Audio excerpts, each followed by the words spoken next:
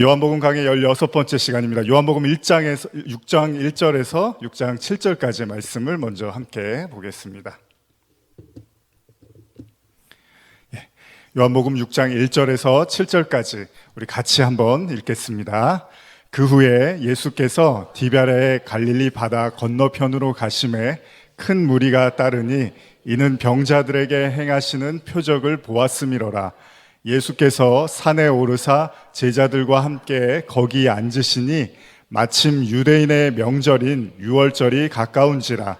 예수께서 눈을 들어 큰 무리가 자기에게로 오는 것을 보시고 빌립에게 이르시되 우리가 어디서 떡을 사서 이 사람들을 먹이겠느냐 하시니 이렇게 말씀하심은 친히 어떻게 하실지를 아시고 빌립을 시험하고자 하심이라. 빌립이 대답하되 각 사람으로 조금씩 받게 할지라도 200데나리온의 떡이 부족하리이다. 오병이어 사건의 말씀입니다. 지난번에도 제가 한번 언급을 했었던 것 같은데요. 오늘은 이 오병이어 사건을 통해서 주님께서 우리에게 무엇을 말씀하시고자 하는지를 여러분과 함께 나누고자 합니다. 오병이어 사건은 매우 유명한 사건이죠. 기독교의 대표적인 기적이라고 하면 떠오르는 기적 중에 하나가 이제 홍해 사건이라든지 또 오병이어 사건, 이렇게 몇 안 되는 사건들을 사실 믿는 사람들이나 믿지 않는 사람들도 잘 알고 있는 그런 사건들이 있는데 그 중에 하나가 바로 오병이어 사건입니다. 기적의 내용은 이렇습니다. 예수님을 따라다니던 사람들이 배고픔을 채우고자 예수님께 나왔는데 예수님께서 직접 그 기적을 일으키셔서 그들을 먹이셨던 그런 내용이었죠. 예수님은 수많은 사람들을 바라보면서 그들에게 어떻게 떡을 사 먹을 수 있겠냐고 이렇게 묻죠. 오늘 본문 읽으신 본문에 5절 6절이죠. 5절 6절 보면은 빌립에게 이르시되 우리가 어디서 떡을 사서 이 사람들을 먹이겠느냐, 예수님이 이렇게 말씀을 하십니다. 근데 6절에 보면 예수님이 이렇게 말씀하심은 빌립을 시험하고자 했다라고 이렇게 이야기를 하고 있습니다. 어쨌든 간에 예수님은 많은 사람들, 많은 무리들이 자신을 따르고 있었고 그들이 배가 고프고 그들이 힘겨워하는 모습을 보면서 이 사람들에게 무언가를 먹여야겠다는 생각을 하셨던 것 같습니다. 그런데 주님께서 빌립에게 무엇을 시험하시고자 했을까요? 빌립은 예수님을 바라보면서 이렇게 이야기합니다.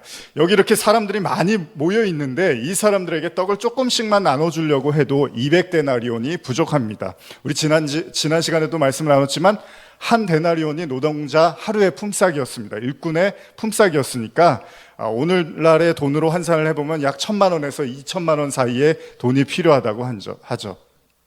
그러니까 이 이야기는 지금 빌립이 들었을 때 이렇게 많은 무리의 사람들을 예수님께서 먹이려면 돈이 많이 필요한데 이거는 거의 어렵지 않겠습니까? 라고 이런 이야기로 들렸다는 거죠. 그럼에도 불구하고 예수님이 기적을 행하십니다. 근데 왜 예수님이 갑작스럽게 기적을 행하시기를 마음먹었을까? 오늘 여러분들이 잘 알고 있는 이 오병이어 기적은 사실은 예수님께서는 그렇게 탐탁지 않아 하는 기적 중에 하나였습니다. 이따가도 제가 말씀을 나누겠지만은 복음서를 보면 예수님께서 간간히 자신이 이렇게 기적을 행하십니다. 그런데 사람들한테 기적을 다 베풀고 나서 그걸 가서 말하지 말라고 하시는 경우가 많이 있었습니다. 사실은 이 땅에서 복음이 효과적으로 전달되기 위해서는 사실은 주님이 기적을 많이 하면 할수록 사람들이 몰리겠죠.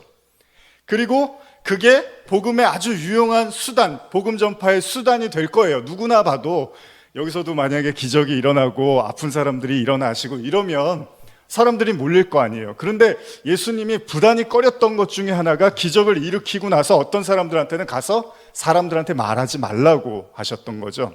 오늘날 우리가 얼마나 전도를 위해서, 오늘날 한국 사회도 그렇지만 한국 교회도 그렇지만은 전도 때문에 얼마나 많은 전도 관련된 프로그램이라든지 행사나 이런 것들이 얼마나 많이 발달이 돼 있습니까? 그러면 예수님이 그냥 만약에 여기 주님 계시면은 여기서 제일 아프신 분 한 분을 앞에다 두고 그냥 고쳐주시면 이 교회는 다음 주부터 막 북적북적 차고 넘칩니다. 근데 예수님은 그거를 오히려 이렇게 말하지 말라고 하셨습니다. 신약 성경의 마태복음에 이제 이런 내용들이 좀 몇 구절 있는데 제가 한번 찾아봤는데요. 한번 읽어드릴게요. 마태복음 8장 1절에서 4절 제가 읽어드리겠습니다. 예수께서 산에서 내려오시니 수많은 무리가 뒤를 따르니라. 한 나병 환자가 나와 절하며 이르되 주여 원하시면 저를 깨끗하게 하실 수 있나이다 하거늘 예수께서 손을 내밀어 그에게 대시며 이르되 내가 원하노니 깨끗함을 받으라 하시니 즉시 그의 나병이 깨끗하여진지라. 예수께서 이르시되 삼가 아무에게도 이르지 말고 다만 가서 제사장에게 내 몸을 보이고 모세가 명한 예물을 드려 그들에게 입증하라 하시니라. 예수님이 고쳐주시고 말하지 말라고 한 내용이죠. 9장에도 이런 내용이 나오는데요. 마태복음 9장 28절에서 31절인데요. 이건 한번 같이 읽어보겠습니다. 예수께서 집에 들어가심에 맹인들이 그에게 나아오거늘 예수께서 이르시되 내가 능히 일할 줄을 믿느냐 대답하되 주여 그러하오이다 하니 이에 예수께서 그들의 눈을 만지시며 이르시되 너희 믿음대로 되라 하시니 그들 눈들이 밝아진지라. 예수께서 엄히 경고하시되 삼가 아무에게도 알리지 말라 하셨으나 그들이 나아가서 예수의 소문을 그 온 땅에 뻗들이느니라. 여기도 보면 30절에 예수님께서 눈을 뜨게 해줍니다. 맹인의 눈을 뜨게 해주고 나서 엄히 경고했다고 기록이 되어 있어요. 30절 보면 엄히 경고하시되 삼가 아무에게도 말하지 말라. 왜 그러셨을까요? 근데 가서 온 땅에 퍼뜨렸대요. 알고 하신 건가요? 모르고 하신 건가요? 예수님이 이렇게 얘기하면 제가 가서 말할까?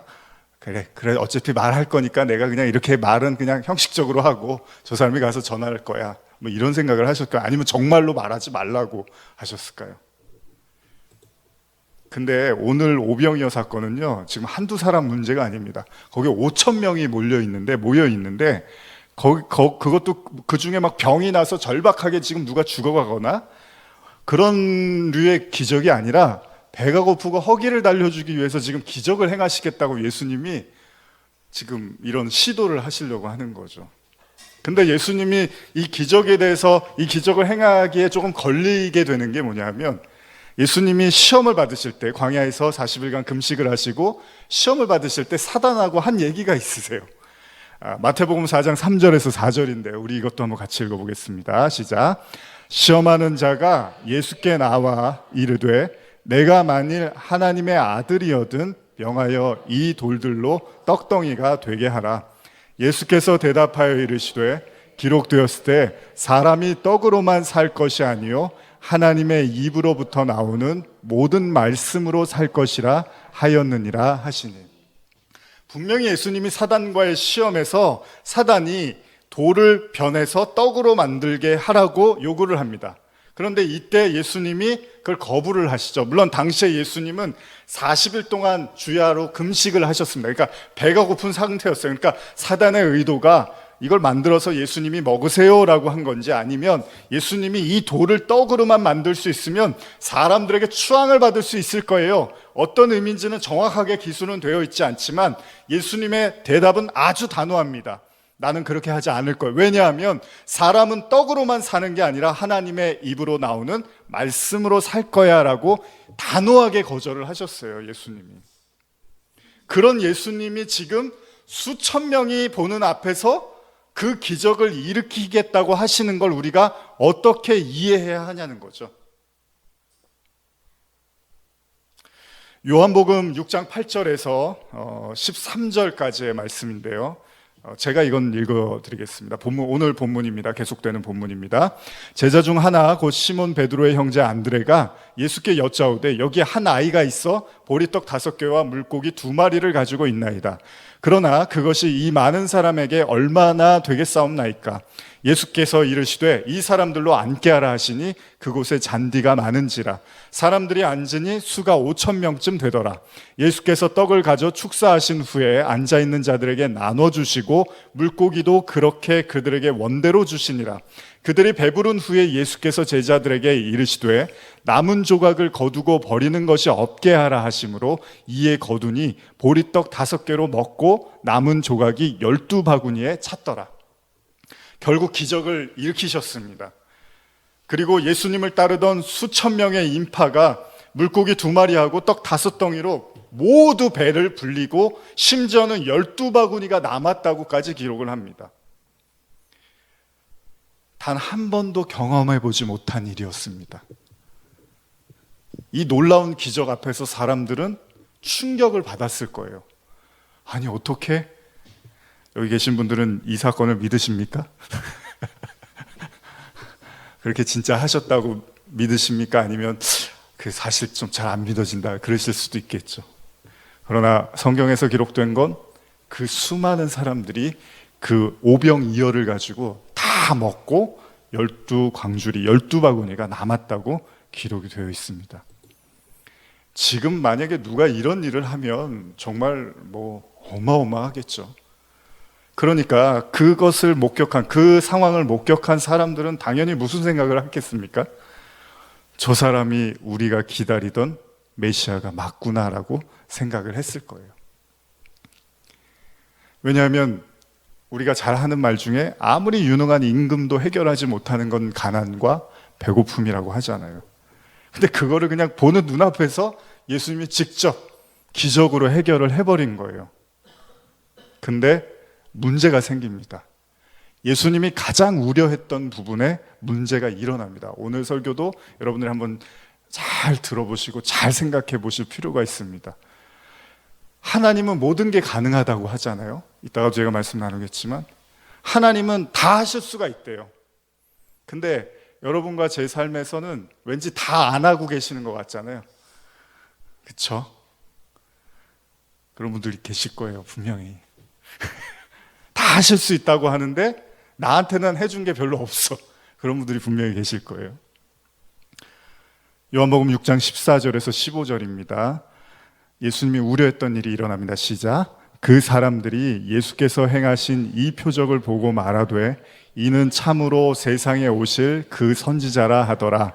그러므로 예수께서 그들이 와서 자기를 억지로 붙들어 임금으로 삼으려는 줄 아시고 다시 혼자 산으로 떠나가시니라.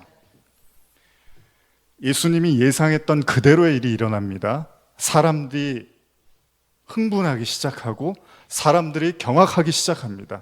그리고 나서 사람들이 내린 결론은 저 사람이 우리의 왕이 돼야 된다는 거였습니다.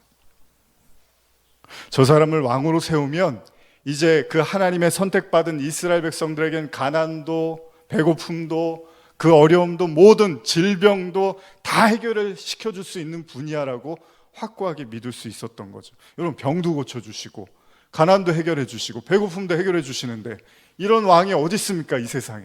근데 그분이 하나님의 아들이래요. 그러니까 당연히 이스라엘이 기다렸던 메시아가 맞는 거죠. 그러니까 왕을 삼으려고 하는 거예요. 근데 문제는 뭡니까? 예수님이 도망가시는 거예요. 예수님이 다시 혼자 산으로 떠나가시니라 라고 기록이 되어 있습니다. 여러분, 마태복음 15장에는 오병이어가 아니라 칠병이어의 기적에 대한 언급이 나오는데 이때는 칠병이어로 4,000명을 먹이십니다. 한 번만 하신 게 아니라 또 하십니다, 이 기적을. 근데 이때 먹고 남은 또 광주리는 7바구니였다라고 기록이 되는데 이 대목에 대해서 마태복음 15장 32절에서 33절을 제가 읽어드릴게요. 예수께서 제자들을 불러 이르시되 내가 무리를 불쌍히 여기노라. 그들이 나와 함께 있은지 이미 사흘임에 먹을 것이 없도다. 길에서 기진할까요? 굶겨 보내지 못하겠노라. 제자들이 이르되 광야에 있어 우리가 어디서 이런 무리가 배부를 만큼 떡을 얻으리이까. 여기서는 예수님이 기적을 일으키신 이유에 대해서 뭐라고 하냐면 그들이 사흘 동안 예수님을 따라다녔는데 광야에서 아무것도 못 먹었대요. 그러다가는 계속해서 굶고 기진해서 쓰러질 수 있다라는 생각이 들었고 예수님은 그들을 절대 굶겨서 보내서는 안 되겠다고 생각을 하신 거죠. 그렇다면 이 기적을 예수님의 인정 혹은 자비 이렇게 이해를 해야 될까요? 아무리 단호하고 명확한 주님도 인간의 연약함 앞에서는 어쩔 수 없이 마음이 동해져서 그들의 필요를 채워주시는 분이라고 이해하는 게 좋을까요? 만약에 그렇다면 오늘날 저와 여러분들이 처한 어려움과 고통에 대한 생각을 해볼 수 있는 거예요. 왜냐하면 주님께서 저와 여러분들이 처한 어려움과 고통을 해결해 주지 않는다면 아직까지 이유가 뭘까요? 만약에 주님이 그들이 너무나 배고파 보여서 무언가를 줘야겠다는 그 치근한 마음 때문에 기적을 행하신 거라면 아직 우리의 고통은 주님이 보시기에 어려움과 고통이 아직은 그닥 불쌍해 보이지 않아서 기적을 안 행하시는 걸까요? 사실 납득하기 쉽지 않은 기적 중에 하나가 바로 오병이어 사건입니다. 이거 어떻게 이해해야 되냐는 거예요. 물론 우리가 한 가지 분명하게 이해할 수 있는 사실은 주님을 따르는 자들에게, 그러니까 주님의 말씀을 듣고자 세상으로부터 나와서 광야를 걷는 자들에게, 이거 한마디는, 이 하나는 분명합니다. 주님은 그들의 양식을 책임지시겠다는 거예요. 이거는 분명합니다. 그래서 이스라엘 백성들이 애굽에서 나와서 광야 40년 생활하도록 그들이 굶었나요? 절대 굶지 않았습니다. 하나님이 매일마다 먹을 걸 줘서 굶어서 죽은 사람은 나오지 않았습니다. 그러니까 저와 여러분들도 이거 하나는 분명해요. 그리스도라는 그 예수라는 길을 걸으면 그 사람의 먹고 마시는 모든 문제는 주님께서 완벽하게 해결을 해주실 겁니다. 여러분과 제 목숨이 살아있는 한 우리가 반드시 깨달아야 될 진리와 말씀과 하나님 나라가 하나님이 계획하신 대로 우리에게 가르쳐 주기까지는 하나님은 우리의 생명과 먹고 사는 모든 문제를 완벽하게 해결을 시켜줄 거예요. 이건 분명하겠죠. 그러나 그럼에도 이렇게 노골적으로 많은 사람 앞에서 배를 채우기 위해서 기적을 행하셨다는 건 이해가 안 간다는 거예요. 결국 예수님은 인간의 마음을 아시고 자리를 떠나십니다. 예수님의 기적의 목적이 그들에게 인기와 명예를 누리기 위한 것이 아니라는 사실은 분명해졌습니다. 6장 16절에서 21절 한번 같이 읽어볼까요? 요한복음 6장 16절에서 21절입니다. 계속되는 오늘 본문의 말씀입니다. 시작. 저물매에 제자들이 바다에 내려가서 배를 타고 바다를 건너 가버나움으로 가는데 이미 어두웠고 예수는 아직 그들에게 오시지 아니하셨더니 큰 바람이 불어 파도가 일어나더라. 제자들이 노를 저어 10여리쯤 가다가 예수께서 바다 위로 걸어 배에 가까이 오심을 보고 두려워하거늘 이르시되 내니 두려워하지 말라 하신대 이에 기뻐서 배로 영접하니 배는 곧 그들이 가려던 땅에 이르렀더라. 자, 이 본문을 읽으면서 이 오병이어의 기적이 일어난 다음의 사건입니다. 그러니까 아마 그날 당일 오후 저녁의 사건 같은데 여기 좀 재미있는 일이 있습니다. 얼핏 보면 지금 읽은 이 내용과 앞에 나온 오병이어 사건하고는 별개의 것으로 보입니다. 하지만 오병이어에 대한 사건은 아직 끝난 게 아닙니다. 그러니까 지금 여러분들이 읽으신 제자들이 배를 타고 바다를 건너가는데 예수님이 거기 타지를 않으세요. 그리고 나서 풍랑이 일어서 제자들이 아주 고생을 심하게 합니다. 어디 가야 되는데 가야 되는 곳을 못 가고 계속 고생을 하다가 예수님이 나중에 오시고 나서야 이제 원하는 땅에 갔다라는 내용인데, 이 사건과 오병이어 사건이 별로 관계가 없어 보이죠. 그런데 아직 오병이어 사건은 끝나지 않았습니다. 왜냐하면 앞으로 읽으시겠지만 요한복음 6장 끝까지 오병이어 사건은 계속 예수님이 말씀을 하고 계시다는 거예요. 그렇다면 이 본문은 오병이어 사건을 뭔가 설명해 주시기 위한 또 다른 내용을 담고 있는 구절이라고 이해를 하시는 게 좋다는 거죠. 그렇다면 왜 성경에서 기적의 놀라운 사건, 아주 배부르고 풍성하고 잔치와 같은 그런 오병이어 기적의 사건이 일어난 다음에 이 사건이 기록이 되어 있을까요? 아까도 말씀드린 것처럼 지금 이 사건은 오병이어 사건이 일어난 저녁으로 추측이 됩니다. 예수님은 기도하시기 위해서 홀로 떠나셨습니다. 그리고 제자들은 가버나움이라는 곳으로 가기 위해서 배를 타요. 그런데 문제는 큰 파도가 불고 바람이 부니까 더 이상 배가 가지를 못하는 거예요. 제자들은 두려워하고 어찌할 바를 모릅니다. 하루에 그러니까 굉장히 좋은 일을 경험하고 상당히 심각한 어려움을 같이 경험하는 거예요. 낮에는 좋은 일, 밤에는 두려움의 공포의 일을 경험하게 된 거죠, 제자들은. 마가복음 6장 47절에서 49절 보면요, 이 같은 본문을 이제 다른 복음서에 기록을 하고 있는데 제가 읽어드릴게요. 저물매 배는 바다 가운데 있고 예수께서는 홀로 무태 계시다가 바람이 거스름으로 제자들이 힘겹게 노젓는 것을 보시고 밤 4경쯤에 바다 위로 걸어서 그들에게 오사 지나가려고 하심에 제자들이 그가 바다 위로 걸어오심을 보고 유령인가 하여 소리 지르니, 이렇게 기록되어 있습니다. 예수님이 제자들과 함께 배를 타지 않고요, 제자들만 배를 타고 가는데 바람이 막 휘몰아칩니다. 그리고 나서 밤 4경쯤에 예수님이 오십니다. 그런데 시간상으로 제가 보니까 밤 4경까지 제자들이 노를 저었다고 하는데 이 밤 4경은 거의 새벽 3시에서 6시까지거든요. 그러니까 당시 유대인들이 오후 6시부터 저녁으로 이해를 한다면 몇 시간을 지금 계속 이렇게 헤매고 있었냐 하면 밤 6시에서 7시 사이부터 다음날 새벽 4, 5시까지, 그러니까 거의 10시간 동안을 계속 노를 젓고 있었던 거예요. 근데 우리가 질문 하나 던져볼 수 있죠. 왜 이렇게 오랫동안 제자들이 힘들어하는데 예수님이 빨리 안 오셨을까요? 바로 오시지 않았을까요? 어떤 복음서를 보면 예수님이 이렇게 기도하면서 보였다라고까지 이제 이야기를 하거든요. 그러니까 제자들이 막 헤매고 있는 게 예수님이 멀리 산에서 기도하시면서 다 보고 계셨다는 그런 내용으로도 이해를 하고 있거든요. 자, 이날은 다른 날과 좀 달랐습니다. 오병이어라는 모든 인간의 가장 원초적인 욕구를 직접 해소시켜준 아주 매우 뜻깊은 날이었지만, 그래서 제자들이 이런 생각을 했을 거예요. 야, 주님을 따르면 최소한 먹고 사는 문제만큼은 아무 걱정을 하지 않아도 되는구나라는 그런 안심을 할 수 있었던 날이었다는 거죠. 그런데 마치 하늘이 그런 제자들 뭔가 징벌이라도 하듯이 생각지도 못한 풍랑이 일어나고 정말 한밤에 쓰디쓴 고생을 하게 됩니다. 만약 이 사건이 오병이어로 사람들의 배를 채워두듯이 풍랑에서도 주님은 도와주신다는 식의 단순한 우리의 보호자 되시는 하나님, 뭐 이런 걸로 이해해야 될 문제인가요? 그러니까 배고플 때는 먹을 걸 주시고 풍랑이 올 때는 주님이 지켜주시고, 아마 이렇게 설교하면 대략 정리가 돼버리겠죠. 그러나 주님의 생각은 사실 달랐을 겁니다. 우리가 이미 나눈 오병이어의 기적이 끝나자 주님은 수많은 인파와 제자들을 놔두고 혼자 산으로 기도하러 올라가십니다. 심지어는 이렇게 말씀하시는데요. 오늘의 본문, 계속되는 본문입니다. 요한복음 6장 22절에서 26절 같이 읽어보겠습니다. 시작.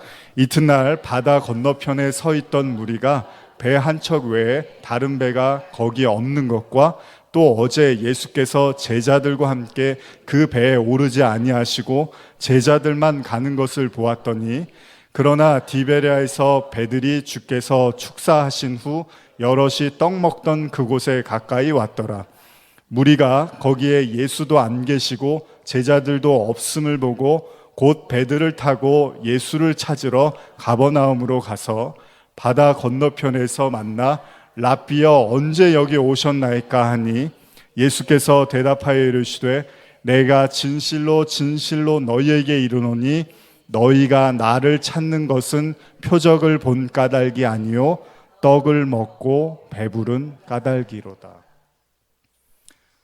다음 날 사람들이 몰려옵니다. 예수님을 찾으러. 그런데 사람들이 몰려온 그 장소에 예수님도 안 계시고 제자들도 없습니다.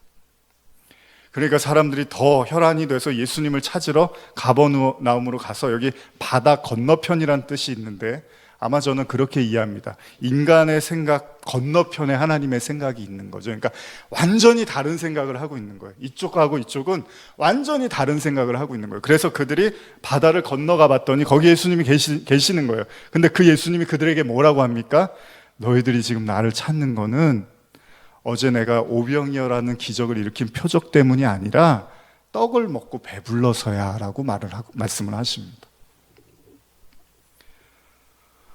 주님은 어제 그들을 굉장히 치근히 불쌍히 여겼다라고 생각을 했는데, 오늘 예수님은 단호하고 차갑게 무리들에게 이렇게 말씀을 하시는 거죠. 너희가 나를 찾는 건 떡을 먹고 배부른 까닭이로다. 얼마나 좀 매몰차고 차가운 얘기입니까? 지금 예수님을 찾아왔는데, 그러면 그 전에 병을 고쳐주는 건 다 뭐예요? 아파서 그렇게 고쳐달라고 해서 왔는데 다 고쳐줘 놓고서 그 사람들이 아파서 온 거지 뭐 다른 이유 때문에 온 게 아니었잖아요. 근데 이제 와서는 또 배불러서 왔다고 뭐라고 하시는 거예요. 여기서 예수님이 표적을 본 까닭이 아니요라고 이렇게 표현을 하는데, 여기 보다라는 게요, 그냥 눈으로 본 게 아니라 지각하다, 이해하다라는 뜻이 있거든요. 그러니까 무슨 말이냐면 오병이어라는 사건의 의미를 이해하지 못하고 그냥 받아먹는 그 떡에 배불러서 왔다라는 그런 얘기를 하시는 거예요. 그러니까 그럼 이 얘기는 뭐죠? 예수님은 배를 불리기 위해서 그 일을 한 게 아니었다라는 얘기를 하고 계십니다. 근데 여러분, 배고플 때 음식을 먹고 배부른 게 뭐가 잘못됐습니까? 인간 누구나가 겪는 배고픔과 허기짐, 예수님은 안 배고프십니까? 예수님은 밥 안 드셨어요? 예수님은 군것질 안 하셨어요? 아니잖아요. 본인도 자유롭지 못하잖아요. 그런데 그런 인간들이 그 배고픔을 채워준 주님께 감사해서 그 주님을 찾아와서 또다시 그 기적을 보여달라고 왔는데 그걸 주님이 탓하고 계시더라는 거예요. 근데 성경은 이 문제를 그냥 단순하게 이야기하고 있지가 않습니다. 왜냐하면 인간에게 가난함과 배고픔 이런 것들은 해결하기가 매우 힘든 일이에요. 사실 뭐 우리 사회는 그렇게까지는 아니지만 여러분들 TV 보면은 아프리카 기아, 고통 매번 나오잖아요. TV에 기독교 방송 같은 거 틀으면 광고가 거의 다 그런 거잖아요. 보고 있으면 정말 기가 막히고 참 하나님도 무심하지 이런 생각이 들 만큼의 그런 상황들에 놓여 있는 사람들이 많잖아요. 우리가 신앙생활을 하는 이유도 사실은 그런 어려움들을 포함하고 있잖아요. 저와 여러분들도 경제적인 문제라든지 육체적인 질병이라든지 정신적인 고통 이런 것들도 사실 우리의 신앙생활을 하는 이유 중에 하나잖아요. 그래서 인간이 많은 시간을 할애해서 이 문제를 놓고 기도도 하고 하나님과 씨름도 합니다. 왜냐하면 이 땅에서의 우리의 삶의 문제는 신자들에게 매우 중요한 기도이기 때문이죠. 문제는 오늘 읽은 말씀처럼 예수님이 그 기적을 일으킬 수 있는 분이라는 거예요. 그분은 오병이어뿐만 아니라 심지어는 불치병도 해결을 하십니다. 그리고 나아가서는 죽은 사람도 다시 살리시기도 합니다. 그러니까 주님이 못하실 일이 하나도 없다는 거예요. 근데 그 주님이요, 배가 고파서 자신을 찾아온 무리들을 피하고 도망치더라는 거예요. 다시 말하면 못하는 게 아니라 안 하신다라는 거죠. 여러분과 제 마음속에 생생하게 자리 잡고 있는 하나님과의 수많은 시간들과 추억들이 있을 겁니다. 근데 그 추억들 중에는 이런 것도 있어요. 도대체 왜 저 사람을 돕지 않으십니까? 얼마나 많이 소리를 지르고 눈물을 흘리고 기도했는지 몰라요, 우리는. 근데도 마지막 순간까지 침묵으로 일관하신 하나님을 우리는 너무나 잘 알고 있습니다. 그래서 말이 좋아서 침묵이지 우리는 하나님한테 참 상처도 많아요. 왜냐하면 안 도와주시니까.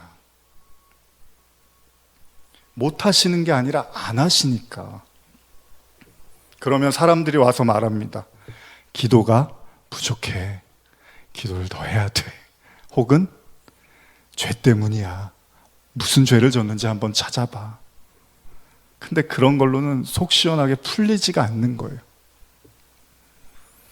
오늘 말씀을 생각해 보면 지금 주님은 능력이 부족해서가 아니라 할 수 있지만 더 이상 안 하시겠다는 거잖아요. 그렇기도 한 것이 만일 오늘날 교회 안에서 인간이 겪고 있는 모든 문제가 다 해결되면 교회에 안 다니는 사람을 찾기가 더 어려울 겁니다. 그럼 왜 신은 그 모든 능력을 아끼고만 계시는 걸까요? 작년 여름에 저희가 수련회를 했는데 갑자기 수련회 끝나고 한 1, 2주 지났나? 제 아내가 원래 오랫동안요, 제가 연애할 때 그 전부터 여기 눈에 뭐 사마귀 같은 게 큰 게 있었어요. 그래서 이거를 이제 하다가 너무 커져서 이거 이제 좀 가서 어디 병원 가서 째야겠다 뭐 이런 생각을 하고 있던 찰나였는데 수련회가 끝나고 본인도 생각을 못 하는데 거울을 봤는데 그게 없어져 버린 거예요. 그래서 저한테 얘기를 하는 거예요. 여보, 수련회 끝났는데 이게 없어졌어. 한 20년 넘게 뭐 그 이상 계속 눈에 있었거든요. 그래서 신기하더라고요. 저도 뭐 어떻게 된 건지는 저도 모르지만 이런 얘기를 제가 설교 강단에서 계속 막 이런저런 이야기를 들어놓으면 아마 교회도 사람들이 조금씩 더 사마귀 걸리신 분들도 많이 오시지 않을까. 놀라운 사실은 떡을 먹고 배불렀던 그 장소로 무리가 찾아갔지만 또 거긴 주님이 안 계십니다. 근데 그 이후에 나오는 제자들의 이야기가 좀 더 이해가 쉬운데요. 마치 주님께서 제자를 시험하시기라도 하는 것처럼 예수님은 놀라운 기적을 보인 다음에 이제 팔자가 폈구나, 이제 기쁨에 빠져서 예수님만 쫓아다니면 아무런 문제가 없겠구나라고 생각했던 그들이 뱃속에서 거대한 풍랑을 직면하게 됩니다. 그런데도 오랜 시간 동안 공경에 빠져 있는 그들을 예수님은 찾아가지 않으셨다는 거죠. 선뜻. 무엇을 의미합니까? 어쩌면 무리들이 또다시 기적을 보기 위해서 예수를 찾았으나 그 자리를 피했던 것처럼 제자들에게도 뭔가를 가르쳐 주시는 거예요. 뭐냐 하면 너희들도 저 무리와 똑같은 생각을 하면 나는 그 배 안 탈 거야.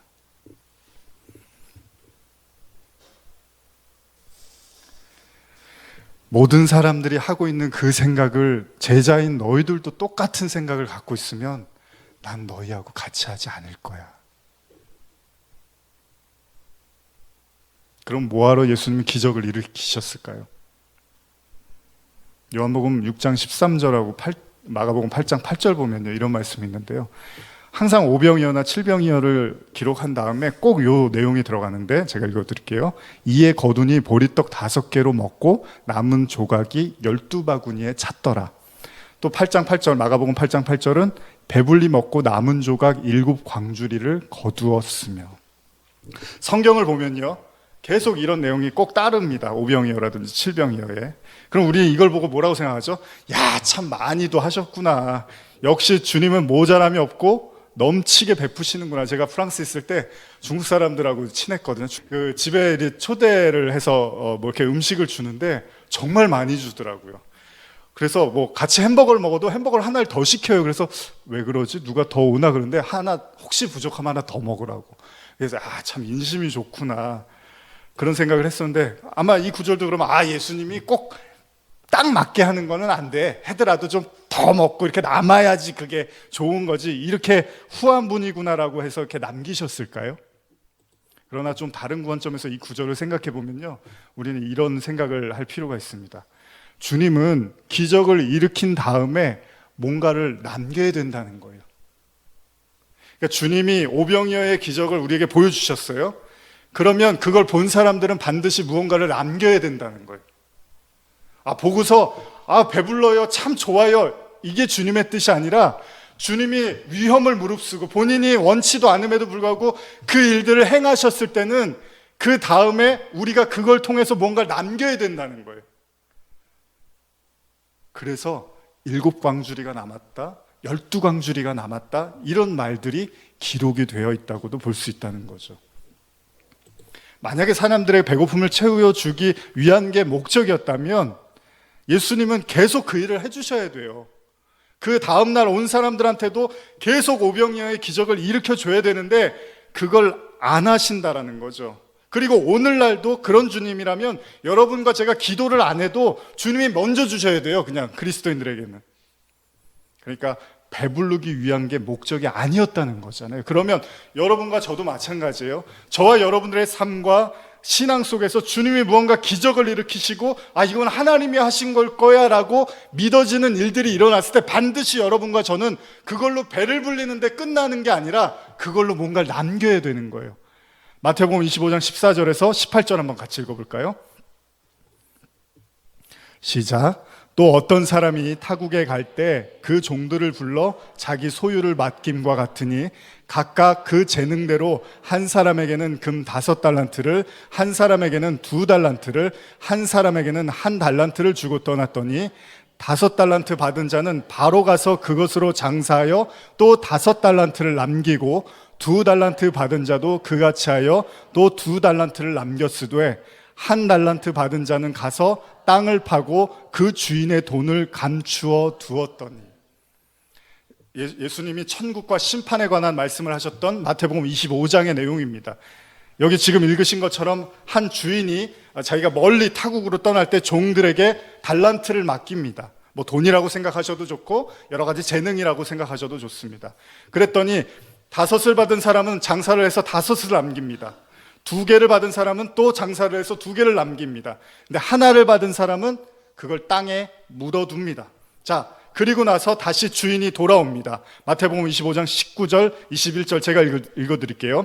오랜 후에 그 종들의 주인이 돌아와서 그들과 결산할세 5달란트를 받았던 자는 5달란트를 더 가지고 와서 이르되 주인이여 내게 5달란트를 주셨는데 보소서 내가 또 5달란트를 남겼나이다.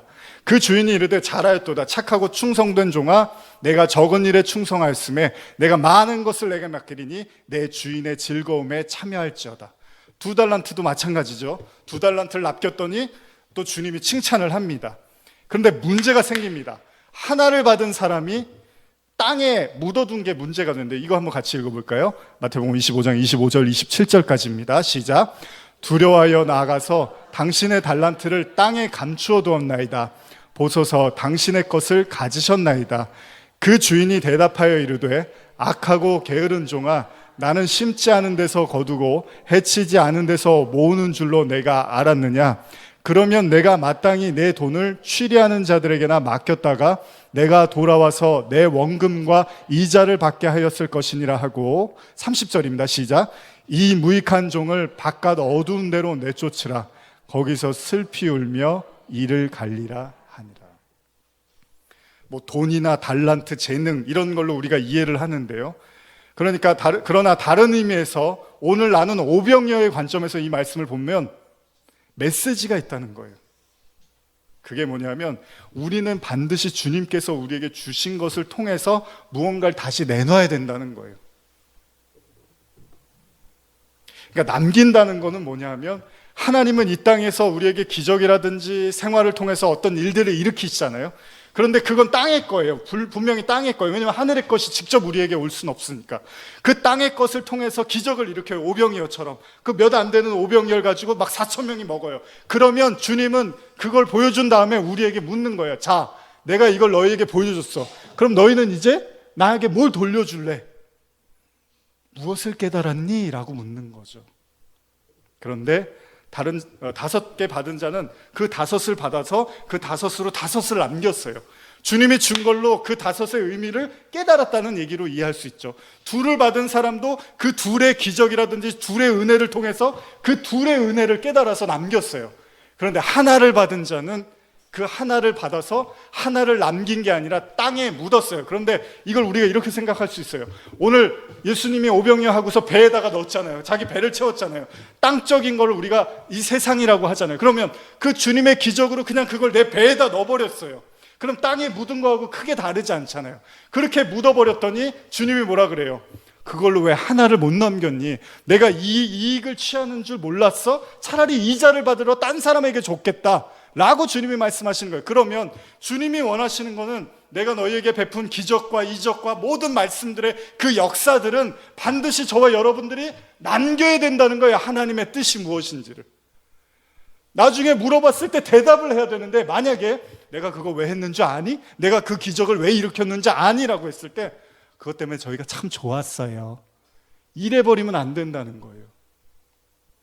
그것을 통해서 하늘의 걸 남겨야 된다는 거죠. 여러분, 오병이어 사건 끝나고 12광주리가 남습니다. 이것도 그냥 12광주리가 남았대 이렇게만 이해하셔도 되지만 성경은요 불필요하고 의미 없는 숫자를 그렇게 막 기록하지 않습니다. 반드시 그 안에는 의미들이 있다는 거예요. 그럼 12의 의미는 뭡니까? 여기서 나오는 수치가 단순한 그 수치를 기술하는 것이 아니라 의미가 있다면 12는 뭐죠? 야곱의 12아들, 이스라엘의 12지파, 예수님의 12제자. 뭐예요? 아들, 백성, 자녀.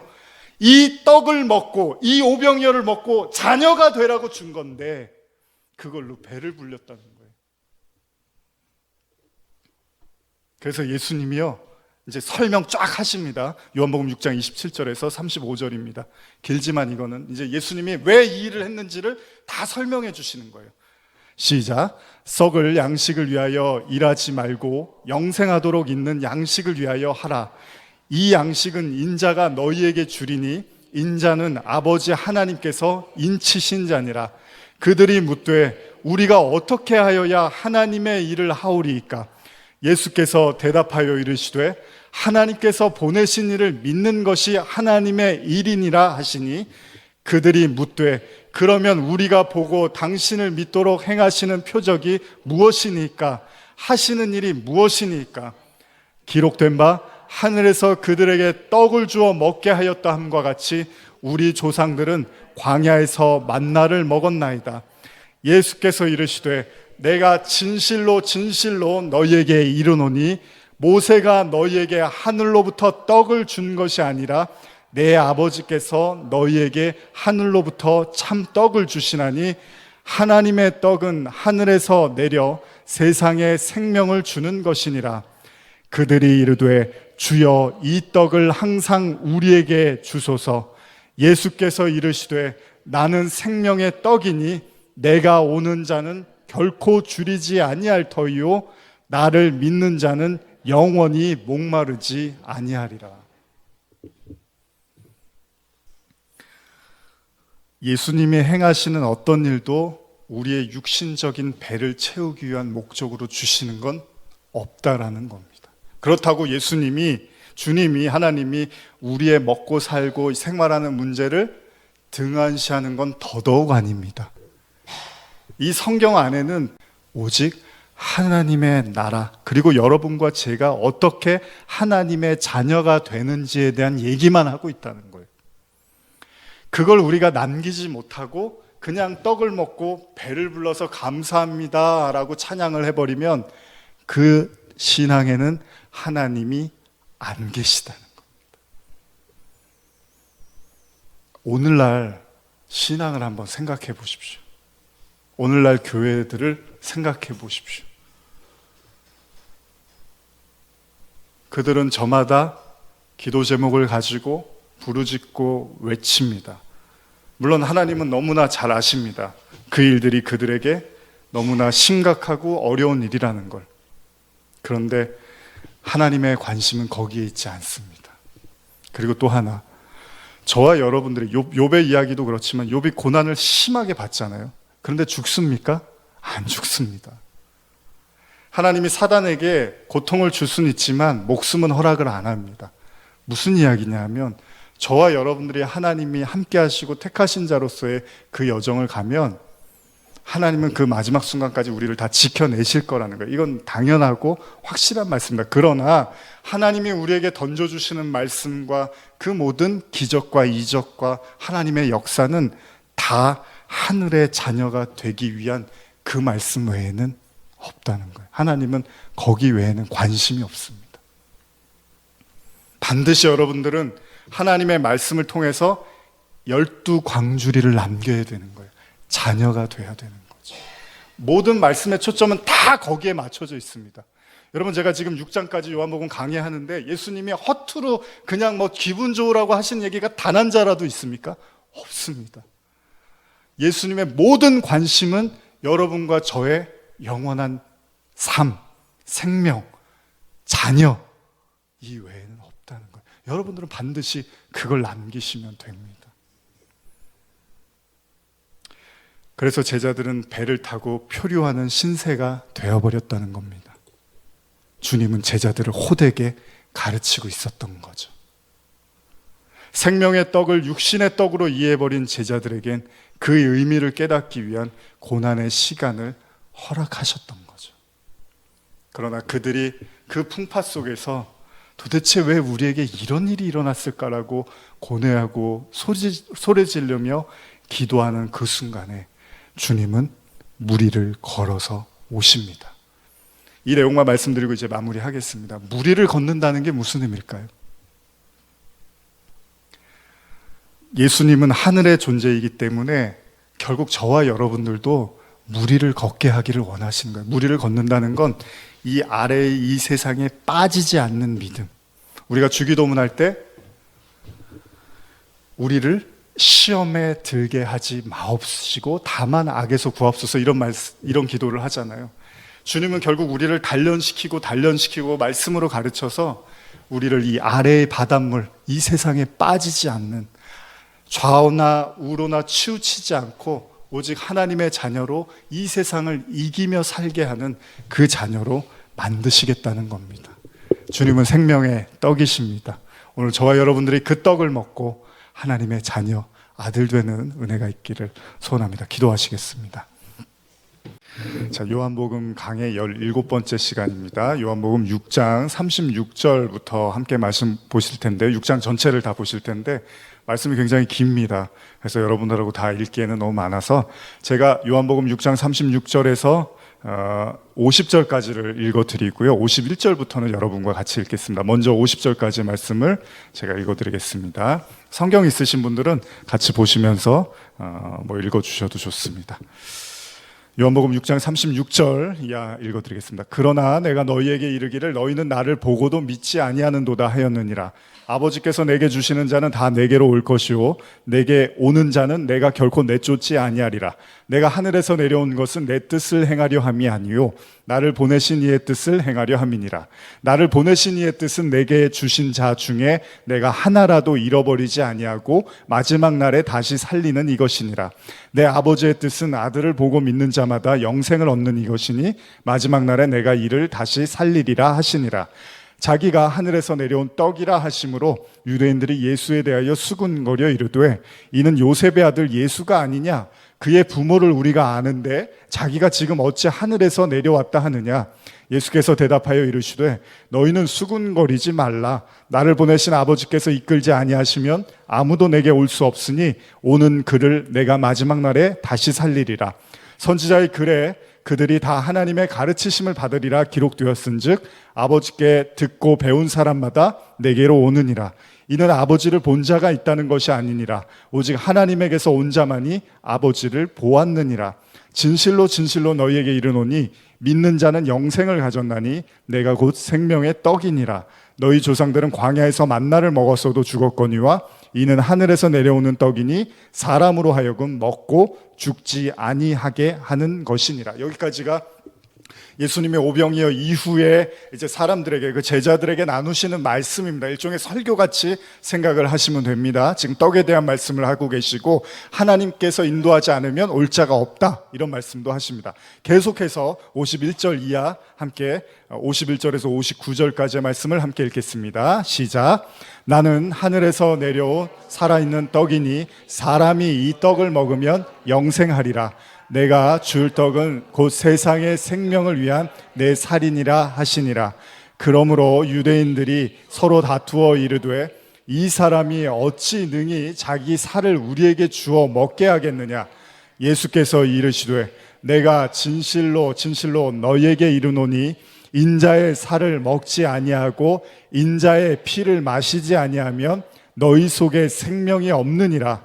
내 살을 먹고 내 피를 마시는 자는 영생을 가졌고 마지막 날에 내가 그를 다시 살리리니 내 살은 참된 양식이요 내 피는 참된 음료로다. 내 살을 먹고 내 피를 마시는 자는 내 안에 거하고 나도 그의 안에 거하나니 살아계신 아버지께서 나를 보내심에 내가 아버지로 말미암아 사는 것 같이 나를 먹는 그 사람도 나로 말미암아 살리라.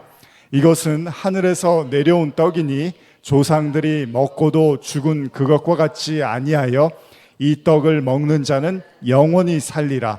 이 말씀은 예수께서 가버나움 회당에서 가르치실 때 하셨느니라. 내용이 무척 깁니다. 예수님이 가버나움 회당에서 오병이어에 대한 설명을 해주시는 겁니다. 예수님은 지금까지 여러분과 제가 읽은 말씀을 통해서 오병이어의 진짜 의미를 설명해 주고 계십니다. 내용은 이렇습니다.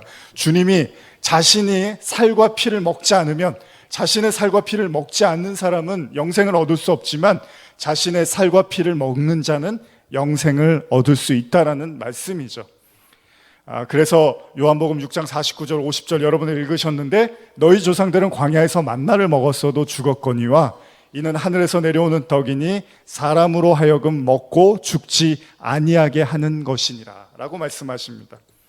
만나를 먹었는데 구약에서 만나를 먹고 사람들이 죽었대요. 그런데 지금 예수님의 그 떡은 먹으면 죽지 않는 떡이라고 말씀을 하십니다. 자신이 하늘에서 내려온 떡이라는 거예요. 근데 사람들이 이렇게 술렁이기 시작을 합니다. 아까도 여러분들 읽으신 본문 보면 예수님이 하늘에서 내려온 떡이라고 하는데 사람들이 봤을 때는 동네에서 예수님이 자라나는 걸 다 보고 살았거든요. 그랬는데 뭘 갑자기 자기가 하늘에서 내려왔다 그러고 하늘의 떡이라고 하니까 동네 사람들이 영 받아들이기가 어려운 거죠. 보통 사람하고 똑같이 태어나서 자라났고 지금도 여전히 사람의 모습을 하고 있습니다. 그런데 그 예수가 자신이 생명의 떡이라고, 자기만 뭐 영생을 줄 수 있다고 하고 자기만 하나님의 아들이라고 하고, 이런 얘기를 사람들이 받아들이기가 쉽지가 않는 거죠. 여러분도 한번 입장을 바꿔서 생각해 보시면, 여러분들이 당시의 유대인들, 당시의 예수님 사이에 있었던 사람들이라면 느닷없이 자기가 하늘에서 내려왔다고 하고, 근데 어려서부터 다 봤어요. 그걸 어떻게 하나님의 아들이라고 받아들일 수 있겠냐는 거죠. 예수님도 그걸 잘 아셨던 것 같습니다. 그래서 사람들에게 말씀을 하십니다. 요한복음 6장 60절에서 63절인데요. 이것도 한번 같이 계속되는 본문입니다. 읽어보겠습니다. 제자 중 여럿이 듣고 말하되 이 말씀은 어렵도다. 누가 들을 수 있느냐 한데, 예수께서 스스로 제자들이 이 말씀에 대하여 수군거리는 줄 아시고 이르시되 이 말이 너희에게 걸림이 되느냐? 그러면 너희는 인자가 이전에 있던 곳으로 올라가는 것을 본다면 어떻게 하겠느냐? 살리는 것은 영이니 육은 무익하니라. 내가 너희에게 이른 말은 영이요 생명이라. 예수님도 다 아시죠? 무슨 생각을 하고 있고 어떤 마음을 가지고 있는지를 주님도 다 아십니다. 그래서 예수님이 말씀을 하십니다. 내가 말하는 게 영이고 육은 무익하다라고 이렇게 말씀을 하십니다. 여러분과 제가 오늘 이 본문을 읽으시면서 이런 생각을 할 수 있습니다. 예수님이 당연히 하나님의 아들이니까, 그가 생명인 것과 그 피로 모두 구원받았으니까 그 살과 피를 마시는 것이 당연한 얘기라고 생각을 하겠죠. 근데 당시의 유대인들은 그걸 받아들이기가 쉽지 않았습니다. 왜냐하면 자신들이 어려서부터 들어온 유전과 전통이라는 게 있는데, 무슨 하나님의 아들이 와서 자기의 살과 피를 먹으라고 하고 이런 말들이 도저히 납득이 안 가는 거예요. 유대인들 입장에서는. 구원을 받기 위해서 아들의 살과 피를 먹어라? 이게 도무지 이게 무슨 말이냐는 거예요. 그러자 주님이 그들에게 말씀하십니다. 내가 하는 이 말이 지금 걸림돌이 되냐? 오늘 본문을 가만히 들여다보면 재미있는 사실을 하나 볼 수 있는데요. 예수님이요, 복음을 전하면 전할수록 사람들이 하나씩 떠나갑니다. 예수님이 말씀을 하시는데 사람들이 그게 불편하고 걸림돌이 되니까 하나씩 이렇게 사람들이 가기 시작을 합니다. 여기 보면 걸림이라는 예수님의 표현을 쓰셨는데, 그게 걸림이 되냐? 내 말이 걸리냐라고 할 때 이 걸림이라는 원어 의미를 보면 성내다, 실족해 하다, 범죄케 하다라는 의미를 갖고 있습니다. 그러니까 무슨 말씀이냐면, 예수님의 말씀을 들으면 들을수록 사람들이 성이 나고 불쾌해지고 심지어 범죄를 하게 되는, 시험에 들게 하는 말이라는 거예요. 예수님 말씀이. 이스라엘 백성들의 귀에 주님의 말씀이 거슬린다는 겁니다. 그런데 왜 그들은 주님의 말씀이 거슬렸을까요? 왜 이렇게 걸림돌이 됐을까요? 당연히 명백한 사실이죠. 지금까지 내가 알고 있는 지식과 믿음과 신념이라는 게 있는데 주님이 자꾸 그것과 다른 얘기를 하는 거예요. 내가 어려서부터 듣고 배운 말씀, 명백한 사실이 있는데 지금 주님은 그걸 묵살하고 전혀 다른 말씀을 하고 계시는 거죠. 여기서 충돌이 빚어지는 겁니다. 여러분, 인간관계가 끊어지는 것도 다 이것 때문 아닙니까? 내가 생각하는 게 있고 내가 옳은 게 있는데 저 사람이 말하는 생각과 저 사람이 옳은 게 너무 다른 거예요. 그러다 보면 자연스럽게 헤어지기도 하는 거죠. 그래서 예수님이 그걸 잘 아시고 인간들에게 주셨던 주기도문에서 이런 말씀을 주십니다. 마태복음 6장 13절에 우리를 시험에 들게 하지 마옵시고 다만 악에서 구하옵소서. 주님은 인간의 그 마음을 너무 잘 아셨던 거예요. 그래서 인간은 끝없이 시험에 들기 쉽잖아요. 시험에 들 수 있는 존재였기 때문에 우리를 시험에 들게 하지 말라고 날마다 기도하라고 주기도문을 가르쳐 주셨습니다. 여러분, 시험에 든다는 게 뭘까요? 시험이라는 게 성경에 많이 등장을 하는데 대표적으로 좋은 의미의 시험이 있다면 하나님이 아브라함에게 이삭, 자기의 그 독자 사랑하는 아들을 바치라는 시험이 있습니다. 이건 좋은 시험입니다. 하나님이 복을 주기 위해서. 근데 나쁜 시험은 뭐였죠? 예수님이 광야에서 배고플 때 40일 동안 금식할 때 돌을 떡으로 만들라는 시험이었습니다. 이거는 유혹이었습니다. 시험의 관점에서 보면 유혹에 더 가까운 거였죠. 자, 하나님은 아브라함에게 백세 얻은 아들 이삭을 제물로 바치라고 하십니다. 그런데 뱀은 하와에게 하나님이 먹지 말라고 한 선악과를 또 먹으라고 합니다. 사탄은 예수님께 돌을 떡으로 만들라고 합니다. 자, 시험이라는 의미는 시험, 시련, 유혹이라는 뜻을 갖고 있는데, 보통 우리가 이제 학교에서 시험을 보잖아요. 그러면은 그 시험을 왜 보죠? 우리가 알고 있는 게 맞는지 틀린지를 위해서 우리가 시험을 보죠. 그러니까 시험이라는 건 뭐죠? 여러분과 제가 알고 있는 것과 상대방이 제시한 것이 옳고 그르다라는 걸 가리기 위해서 시험을 보는 겁니다. 나는 이렇게 생각했는데 저 사람은 저렇게 말하네. 결국 시시비비를 가리기 위해서 하나가 틀리고 하나가 맞는 거죠. 너는 그렇게 생각하니? 나는 이렇게 생각해. 서로 존중하자. 근데 복음은 그런 거 아닙니다. 복음은 그런 거 없습니다. 하나님의 말씀 외에는 다 비진리입니다.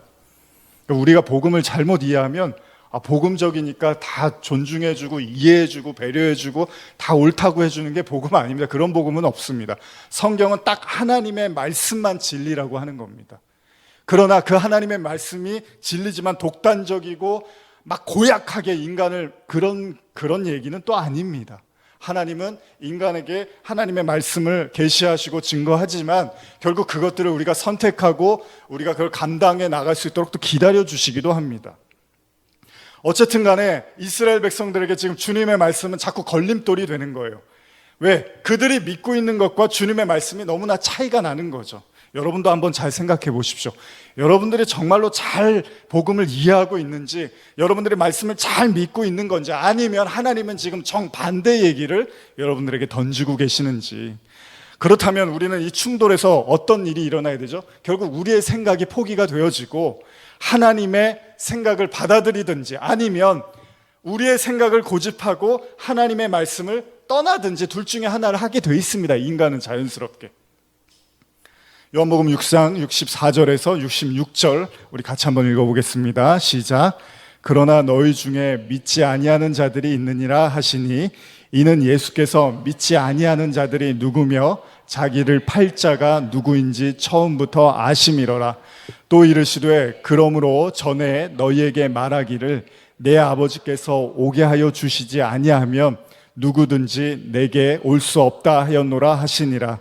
그때부터 그의 제자 중에서 많은 사람이 떠나가고 다시 그와 함께 다니지 아니하더라.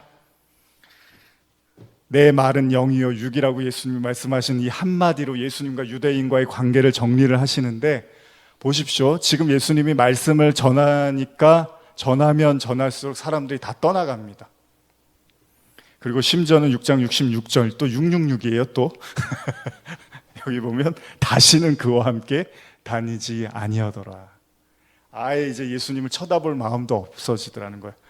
왜요? 예수님 얘기를 듣고 있으니까 예수님하고 더 이상 같이 하고 싶지가 않은 거예요. 왜 그럴까요? 자기가 원하는 걸 예수님이 갖고 있지 않다고 생각이 드는 거예요. 확신이 되니까 저 예수를 쫓아봤자 나한테는 아무 도움이 안 되겠구나. 생명, 구원, 유익 하나도 도움이 안 되겠구나. 결국 그 사람들은 다 떠나가고 다시 세상으로 돌아갑니다. 여러분, 중요한 사건은 이 사건이 오병이어의 기적 이후에 일어난 일입니다. 결국 예수의 기적을 보고 빵을 더 얻어먹으려고 모였던 수많은 인파들이 결국 예수를 찾았지만 그 예수로부터 자신들이 원하는 걸 더 이상 얻을 수 없다고 판단이 되니까 예수님을 떠나기 시작합니다. 여러분, 어쩌면 우리는 쉽게 납득이 되지 않습니다. 왜냐하면 예수님은 지금 자신을 따르는 수많은 무리들을 어떻게 해야 되죠? 오늘날 저도 목사인데 여기 교회에 사람들이 이제 만약에 많이 온다면 저는 어떻게 해야 되죠? 한 사람이라도 교회를 안 따놓도록 더 그 사람의 비율을 맞춰주고 그 사람을 즐겁게 해주고 그 사람 마음을 아주 흐뭇하게 해줘서 한 사람이라도 여기 붙잡아 둬야 되잖아요. 근데 예수님은 지금 자기를 따르고 있는 수많은 무리를 다 돌려보냅니다. 무슨 가지치기라도 하듯이 갈 사람은 가 이런다고요, 지금 예수님이. 여러분, 우리가 오해하기 쉬운 게 뭐냐면 우리는 구원을 하나의 인정이나 온정 정도로 생각하기도 합니다. 그러니까 교회는 따뜻하고 뭐 분위기가 좋고 내가 오면 마음이 편해지고 이런 곳이어야 돼라고 생각을 하는데, 한 사람이라도 구원을 더 받을 수 있도록 인내하고 참고 기다리고 어르고 달래는 거 필요합니다. 그런데 오늘 주님의 모습을 보면 그것과는 전혀 어울리지가 않아요.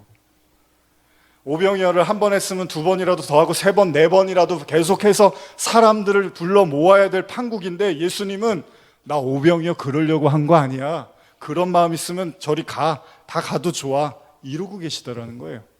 오히려 주님은 싸늘하게까지 말씀을 하십니다. 어떻게든 한 명이라도 실족하게 만들면 안 되는데, 여러분 우리 교회 다니다 보면 그러잖아요. 저 사람 때문에 시험 들었어. 목사님 때문에 시험 들었어. 저 사람 때문에 내가 화나서 교회 못 가겠어. 이런 일도 비일비재하잖아요, 교회는. 근데 주님이 오히려 아예 대놓고 내 말이 실족이 되냐? 그럼 어쩔 수 없구나. 이런 식이라는 거예요. 우리는 복음을 잘못 이해하고 있기도 합니다. 무슨 퍼다 주고 나눠주는 게 복음이고 교회라는 식의 아주 값싼 복음으로 이해할 때가 너무 많아요. 주님의 말씀의 핵심은 이렇습니다. 하나님의 말씀은 사람의 기분을 맞추기 위한 게 아니라는 겁니다. 예수님도 하나님의 아들로서 예수님이 뭘 하시는 거죠? 하나님이 원하시는 걸 그대로 하는 게 예수님이었지, 내가 임의대로 하나님은 너희 싫어하는데 내가 너희들 이렇게 좀 좋다고 해줄게, 이런 게 아니었어요. 예수님도 똑같이 하나님의 기준에서 말씀하고 계셨다는 거죠. 때때로 예수님은 귀신을 쫓아내고 병을 고친 후에 사람들이 뭐라 그럽니까? 예수님한테요, 사탄이라는 말도 합니다. 지금 귀신 쫓아냈는데 그건 사탄의 힘을 빌어서 간 거야. 이런 오해와 비난을 계속 예수님은 듣고 계셨습니다. 그 이유가 뭡니까?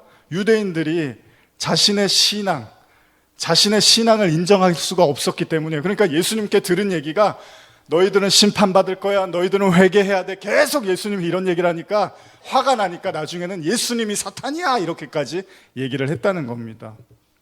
그러나 예수님은 눈 하나 깜짝 안 합니다. 여러분 잘 생각해 보십시오.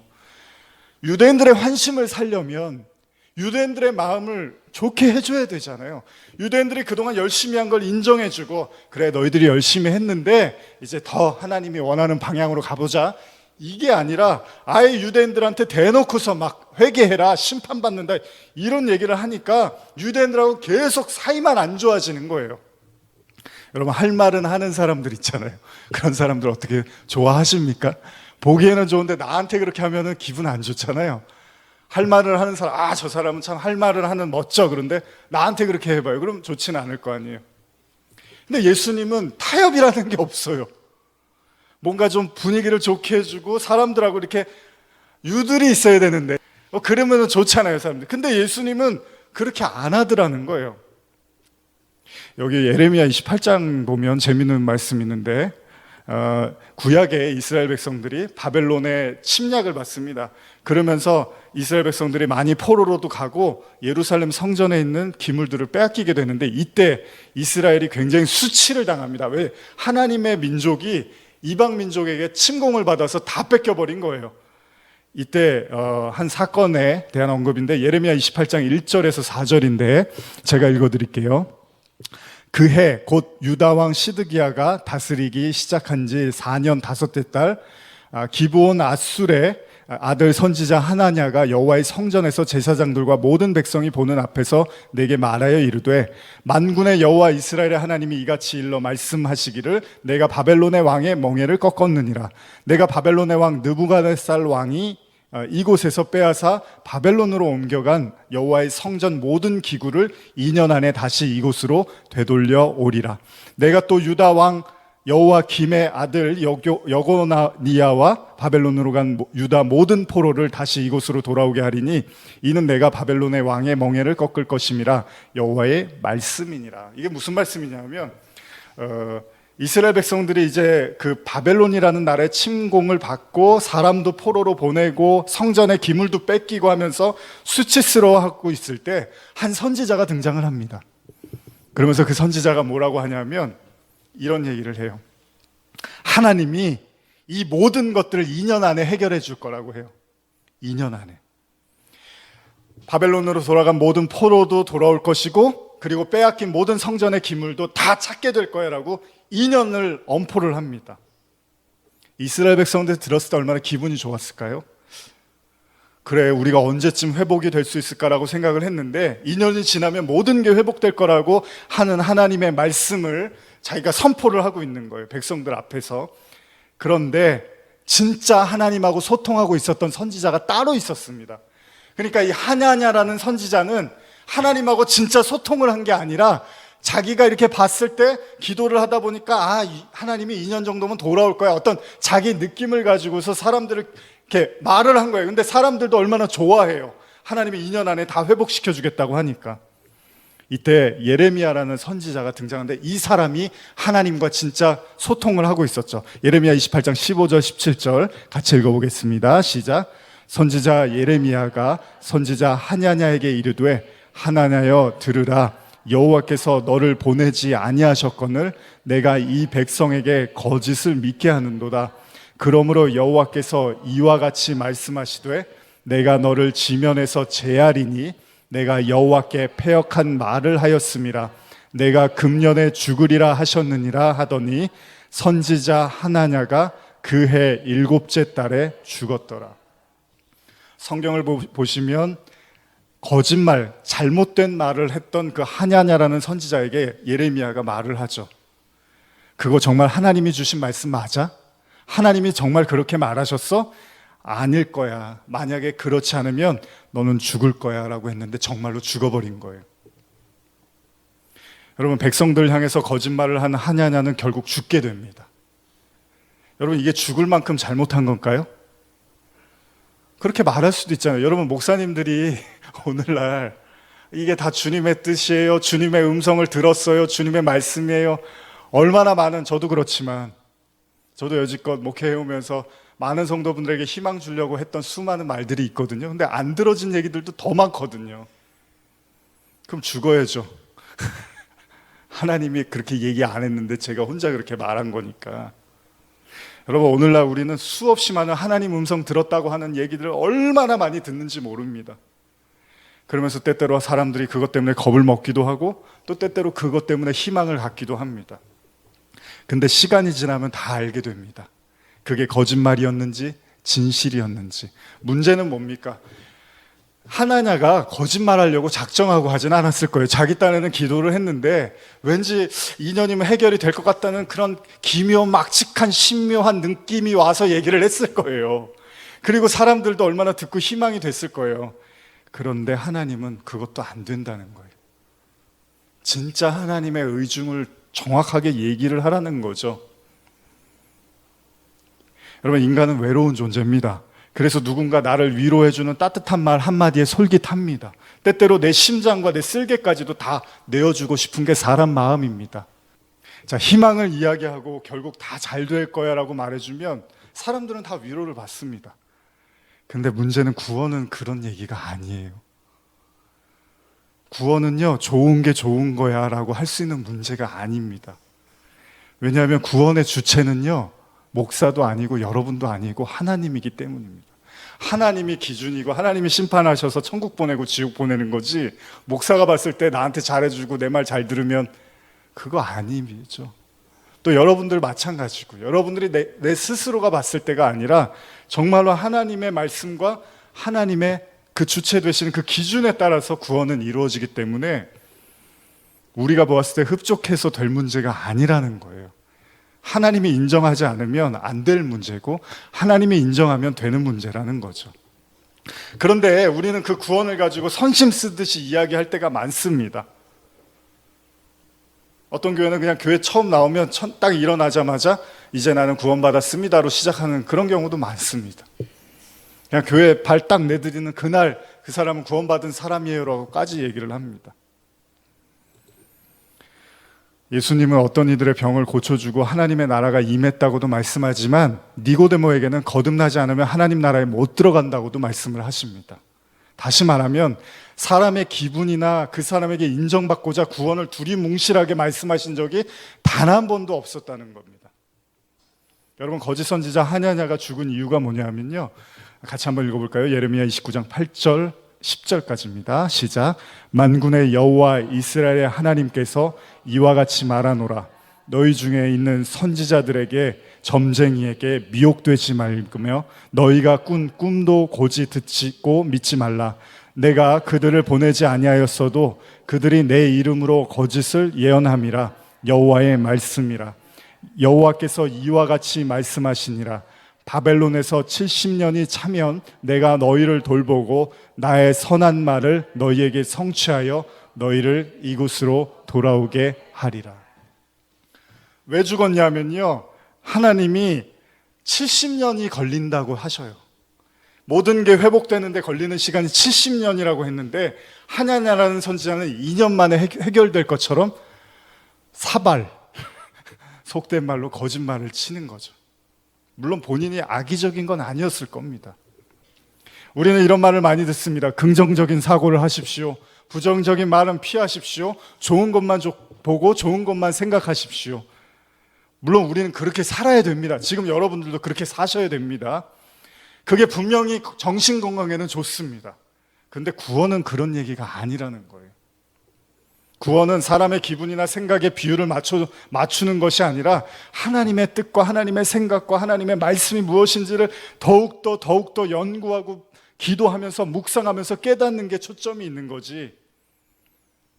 근데 우리는 아마 그럴 거예요. 누가 70년을 얘기하면 2년 얘기한 사람이 더 환영을 받겠죠.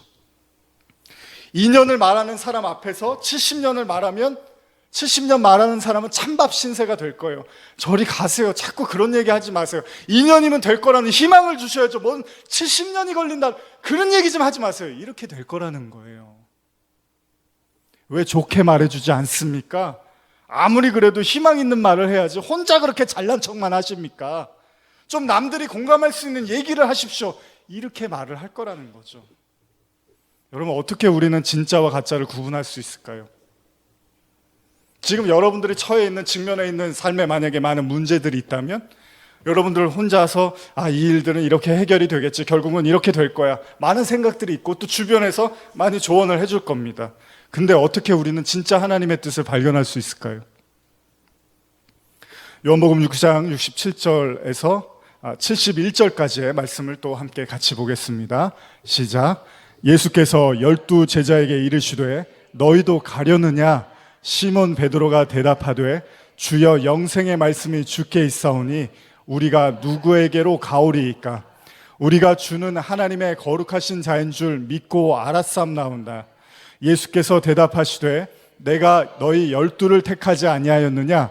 그러나 너희 중에 한 사람은 마귀니라 하시니 이 말씀은 가론 시몬의 아들 유다를 가리킴이라.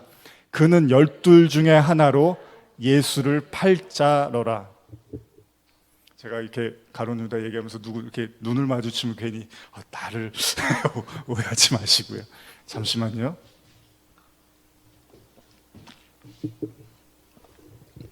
예수님이 말씀을 전하시고 사람들이 떠나가니까 뭐라고 하시냐면 제자들에게 말씀을 하십니다. 너희도 가려느냐? 너희도 떠날 거니? 라고 예수님이 묻습니다.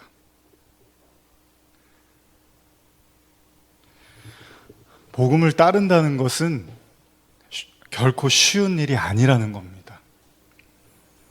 교회를 다니는 건 어렵지 않을 수 있습니다.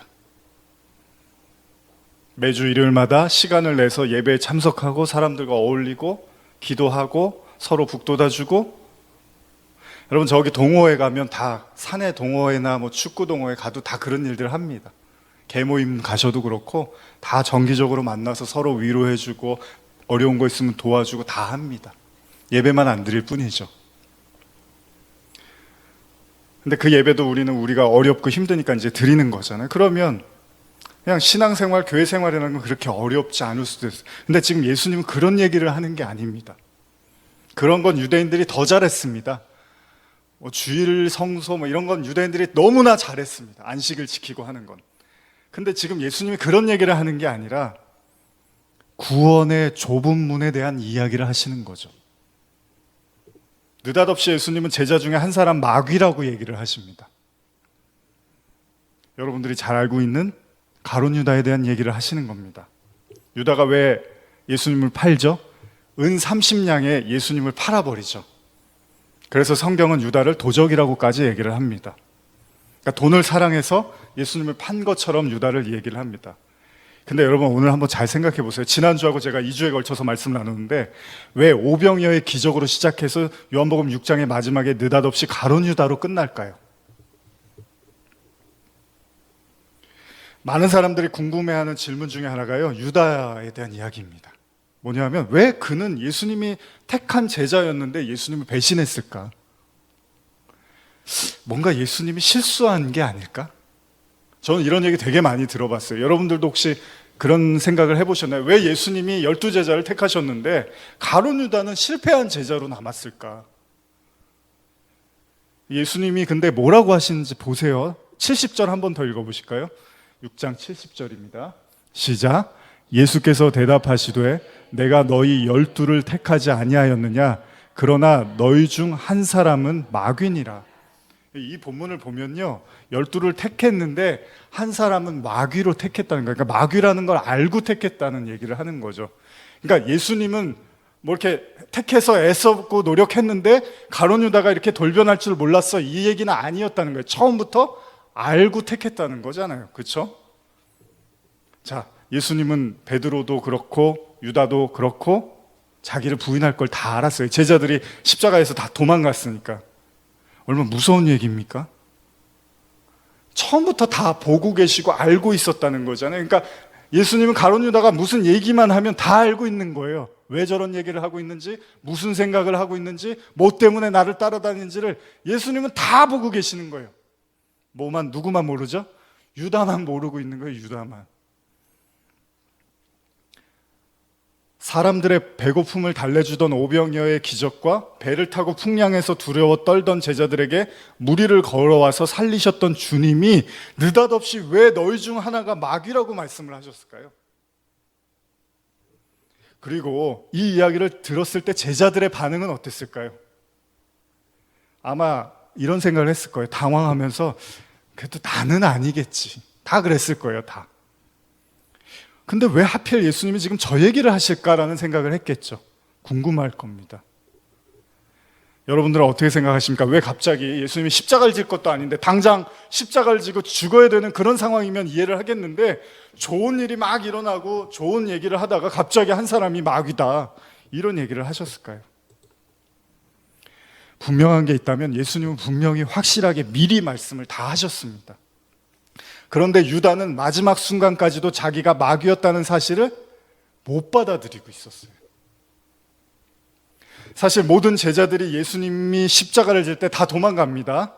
유다는 예수님을 팔았지만 베드로는 어땠죠? 예수님을 저주했어요.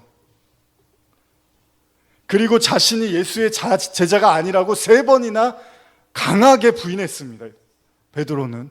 자, 그럼 여러분들에게 제가 질문을 던집니다. 유다가 나쁩니까? 베드로가 나쁩니까?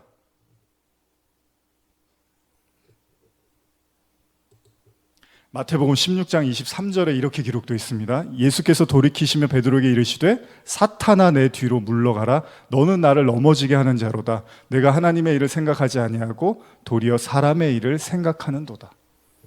지금 가룟 유다에게 마귀라고 했잖아요. 베드로에겐 사탄이라고 하십니다. 예수님이. 자, 유다에 대한 기록도 제가 읽어드릴게요. 누가복음 22장 3절. 12 중에 하나인 가롯이라 부르는 유다에게 사탄이 들어가니 조각을 받은 후, 요한복음 13장 27절. 조각을 받은 후 사탄이 그 속에 들어간지라. 이에 예수께서 유다에게 이르시되 내가 하는 일을 속히 하라 하시니. 유다하고 베드로하고 사탄 얘기를 똑같이 들어요. 가룟 유다는 들어갔다고 하고 베드로한테는 너가 사탄이야 이런 얘기까지 예수님이 하신단 말이에요. 여러분 차이가 뭘까요? 두 사람의. 예수님을 팔아 넘긴 거하고 예수님을 모른다고 3번 부정하고 저주한 거하고 그래도 팔아 넘긴 놈이 더 나쁘지 그런 얘기를 하는 걸까요? 성경이? 아마 예수님은 그런 말씀을 하실 거예요. 모든 원죄를 가진 모든 아담, 모든 죄인들은 하나님 앞에 원수이고 대적자일 뿐이라는 거죠. 유다나 베드로나 별 차이가 없습니다. 우리가 보고 있는 성경을 보면. 그런데 여기서 중요한 거 한 가지가 있습니다. 오늘 이 얘기하려고 제가 쭉 말씀을 드린 건데 여기에만 이제 초점을 맞추시면 됩니다. 뭔 말씀을 하시냐 하면 가룟 유다는 택하지 않은 걸로 말씀을 하세요. 그러니까 택했지만 마귀라고 한 건 택하지 않았다는 얘기잖아요. 마귀로 택했다고 이해하셔도 좋고 어쨌든 구원받기 위해서 택한 자가 아니라는 거였다는 거죠. 근데 여러분 요한복음 6장을 오늘 이렇게 본문을 쭉 저하고 아까 읽어보셨는데 왜 요한복음 6장이 오병이어로 시작해서 가룟 유다로 끝났는지를 계속 뭔가 예수님이 반복적으로 말씀하고 계시는 게 있습니다. 이걸 여러분들이 오늘 이해하시면 아주 복인 거예요. 그걸 한번 같이 읽어볼까요? 예수님이 오늘 6장에서 이야기하신 것 중에 계속 반복되는 얘기를 한번 같이 읽어보겠습니다. 제가 PPT를 준비했습니다. 요한복음 6장 37절입니다. 시작. 아버지께서 내게 주시는 자는 다 내게로 올 것이요 내게 오는 자는 내가 결코 내쫓지 아니하니라. 39절입니다. 시작. 나를 보내신 이의 뜻은 내게 주신 자 중에 내가 하나도 잃어버리지 아니하고 마지막 날에 다시 살리는 이것이니라. 44절입니다. 시작. 나를 보내신 아버지께서 이끌지 아니하시면 아무도 내게 올 수 없으니 오는 그를 내가 마지막 날에 다시 살리리라. 자, 45절입니다. 시작. 선지자의 글에 그들이 다 하나님의 가르침을 받으리라 기록되었은즉 아버지께 듣고 배운 사람마다 내게로 오느니라. 마지막 64절에서 66절입니다. 이건 제가 읽어드릴게요. 그러나 너희 중에 믿지 아니하는 자들이 있느니라 하시니 이는 예수께서 믿지 아니하는 자들이 누구며 자기를 팔 자가 누구인지 처음부터 아심이로라. 또 이르시되 그러므로 전에 너희에게 말하기를 내 아버지께서 오게 하여 주지 아니하시면 누구든지 내게 올 수 없다 하였노라 하시니라. 그때부터 그의 제자 중에서 많은 사람이 떠나가고 다시 그와 함께 다니지 아니하더라. 무슨 말씀이냐면요, 오병이어 기적 때만 해도 인파들이 많이 몰려옵니다. 그러나 그 의미를 설명하자 사람들이 하나씩 떠나갑니다. 예수님이 제자들에게 묻습니다. 너희들도 떠나갈 거니? 제자들이 말합니다. 생명의 말씀이 여기 있는데 우리가 어디를 가겠습니까? 그러자 예수님이 너희들 중에 하나는 내가 택한 자가 아니다 라고 말씀을 하십니다. 무슨 말이냐면 예수님은 말씀하신 것처럼 가룟 유다는 십자가와 부활과 성령을 받는 일에 참여하지 못할 자라고 이야기를 합니다. 실제로 유다는 예수님이 십자가를 지기 전에 죽습니다. 그는 예수님의 죽음과 부활과 성령을 다 목격하지 못하게 됩니다. 예수님이 계속 반복하셨던 말씀 여러분과 읽었는데요. 요한복음 6장 37절 아버지께서 내게 주시는 자는 다 내게로 올 것이요. 39절 나를 보내신 이의 뜻은 내게 주신 자 중에 내가 하나라도 잃어버리지 아니하고 44절 나를 보내신 아버지께서 이끌지 않으면 아무도 내게 올 수 없으니 45절 선지자의 글에 그들이 다 하나님의 가르침을 받으리라 기록되었으 아버지께 듣고 배운 사람마다 내게 오느니라. 마지막 65절 또 이르시되 그러므로 전에 너에게 말하기를 내 아버지께서 오게 하여 주지 않으면 누구든지 내게 올 수 없다. 이해하셨나요? 뭘 얘기하시는 거죠? 5번이나 얘기를 하십니다. 6장 말미에서 똑같은 얘기를 계속 얘기를 하세요. 무슨 얘기예요? 이게 비밀입니다. 이게 6장의 비밀. 하나님이 끌지 않으면 아무도 예수님께 나올 수가 없다는 얘기를 하는 겁니다. 그러면서 예수님 뭐라 합니까? 그렇게 나온 사람은 마지막 날에 내가 다 살려버릴 거야. 이 모든 이야기는 100% 하나님이 다 하실 거라는 얘기를 하고 계신다는 거예요. 구원은 유다가 더 나쁘냐 베드로가 더 나쁘냐, 그래서 유다가 더 나쁘니까 마귀고 베드로는 좀 착하니까 구원, 이런 얘기를 하는 게 아니라 하나님이 약속한 사람은 완벽하게 예수님을 통해서 구원받도록 하나님이 다 하겠다는 거예요. 그걸 뭐라 그러죠? 택함이라고 하는 겁니다. 택함. 그래서 예수님이 내가 12를 택하였으되 하나는 아니다라고 한 거예요. 안 택한 사람은 그 은혜를 못 받는 거예요. 근데 택한 자는 완벽하게 그 은혜를 다 받게 돼 있다고 말씀을 하시는 거죠.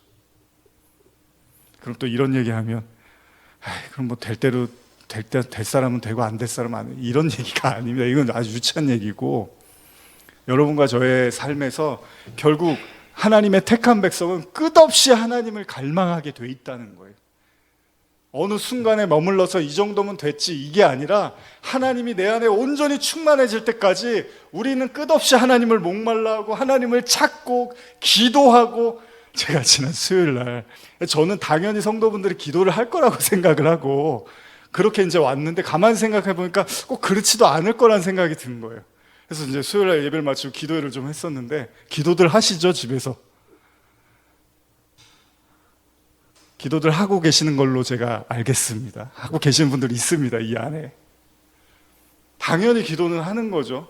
제가 말씀 준비하는 게 힘든 게 그것 때문입니다. 2-3시간 기도하고 성경 묵상하면서 이제 들어가는 것 때문에 길어지는 거거든요. 기도는 당연한 거죠. 그죠? 호흡이죠, 호흡. 성도가 기도하지 않으면 그건 하나님하고 대화하지 않겠다는 얘기죠. 기도하시기 바랍니다. 보든 안 보든 여러분들의 삶의 현장에서 기도하고 말씀 묵상하는 건 성도의 삶의 가장 중요한 요소죠. 결국 하나님이 택한 사람은 완벽한 구원의 모든 은총과 은혜를 다 받도록 하나님이 그를 완전히 이끌어 내시겠다는 말씀을 하고 계십니다. 무슨 말이냐면, 사람들이 다 떠나가도요, 하나님의 약속의 백성은 결국 모든 걸림돌도 다 넘어서서 이기고 이겨서 하나님의 은혜의 한복판까지 가게 하신다는 겁니다. 이걸 뭐라고 하냐면 언약이라고 합니다. 언약. 그래서 여러분, 우리가 성소, 지성소 얘기는 안 하는데, 성막에서 성소에서 휘장을 찍고 지성소로 들어가면 뭐가 있죠? 법궤라는 게 있죠. 그 모세의 10계명을 담고 있는 법궤가 있는데, 그 법궤를 다른 말로 뭐라고 하죠? 언약궤라고 하죠. 언약. 근데 여러분과 제가 이게 안 믿어져요. 그렇죠? 하나님이 정말로 다 나를 인도하시고 나를 완전히 하나님이 하나님의 자녀로 삼으실까라는 게 안 믿어지잖아요. 그래서 우리가 말씀을 통해서 환난을 겪고 그 휘장을 지나서 지성소까지 들어가게 하시는 거예요. 왜? 그래야지만 우리가 비로소 하나님이 나를 영원히 하나님 곁에 두실 것이다라는 그 언약을 확인하면 되는 거예요. 그러면 그 사람을 구원받았다고 하고 그 사람을 진짜 자유자라고 말할 수 있다는 거죠. 그걸 다른 말로 혼인 증서라고 하는 겁니다. 아, 하나님하고 나하고 이제 혼인했구나. 여러분, 우리가 그 결혼을 하는 게 그런 거잖아요. 이제 이 사람하고 안 떨어져서 살겠다는 거잖아요. 이제 여러분과 저도 그 성소와 지성소를 들어가서 법궤를 통해서 언약을 확인하면 되는 거예요. 하나님이 나를 영원히 떠나지 않는다는 이 확신. 그래서 예수님이 다 떨어질 사람은 다 떨어져도 하나님이 택한 사람은 결국 그 모든 은혜를 누리게 될 거라고 말씀하시고 계십니다. 저는 이 언약이 여러분과 저의 신실하고 확실한 약속으로 믿어지고 마음속에 자리 잡으시기를 간절히 소원합니다. 기도하시겠습니다.